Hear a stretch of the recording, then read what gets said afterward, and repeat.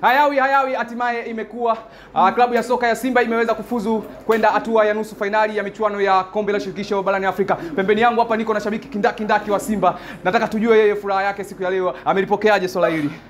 Alhamdulillah sana. Yaani huwezi amini katika siku ambayo yaani sisi nifanyeje? Na unaona sheshe hizi hela zina furaha kama ni furaha ambayo niko nayo mimi. Mmepenya kwenda nusu fainali. Sasa mnajiandaje kuelekea katika hatua hii mnayofuata, na ikizingatiwa ni mara ya kwanza kwa miaka mingi sana? Ndugu yangu, hii nasema tunavuka. Kama tumeweza kutoboa hapa, hii ndio ilikuwa hatua moja ngumu kweli kweli. Bwana Mnyama ametoboa. Kwanza najisikia furaha kubwa sana. Tena kubwa. Una nini sasa cha kuambia mashabiki wa Simba? Sasa mnaingia nusu fainali.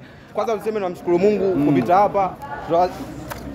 Nadhani Mungu atatujalia tena kufika zaidi hapa. Tulikuwa tunatamani sana kwa muda mrefu kufika nusu fainali. Najua tushafika nusu fainali, tutaongeza bidii kufika mpaka fainali. Ni mchezaji gani wa Simba ambaye ukiangalia katika mchezo wa leo unasema huyu leo amenikonga moyo wangu zaidi? Pimpini kama la Spider.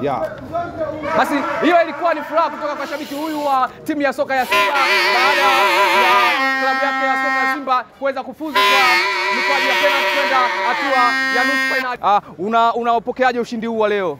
Bwana, mimi leo nafurahi vibaya mno. Yaani furaha yangu haielezeki hata kidogo. Nafurahi alafu nafurahi tena. Na katika mchezo wa leo umeutazama vya kutosha, na ni mchezaji gani ambaye unahisi leo alikuwa amekukonga zaidi nyoyo? Mwamba Mpanzu master, king the best, master kabisa. Ali Mpanzu. Sawa. Sasa timu yako imefuzu kwenda hatua nusu fainali, inawezekana ikawa ndo hatua ngumu zaidi pia huko mbele, na una kipi cha kuambia mashabiki wa Simba, viongozi pamoja na wachezaji wengine wa Simba? Kubwa tuisupport timu yetu na wachezaji wacheze vizuri tufike fainali. Bwana, unauchukuliaje ushindi wa leo wa klabu yako? Bwana, mimi nafurahi tena, furaha yangu ambayo iliyopitiliza. Nipo na mtani wangu hapa. Nipo na mtani wangu. Ambaye aliniambia mimi sitoboi, na mimi nikamwambia mimi natoboa na nimetoboa. Sawa. Nimeonyesha kama mimi naweza uwanjani bali kuutumia, sio yeye. Kwa Mkapa hatoki mtu. Kwa Mkapa hatoki mtu, ndio hapo tumeweza kuitumia. Mmeutazama vya kutosha mchezo wa leo.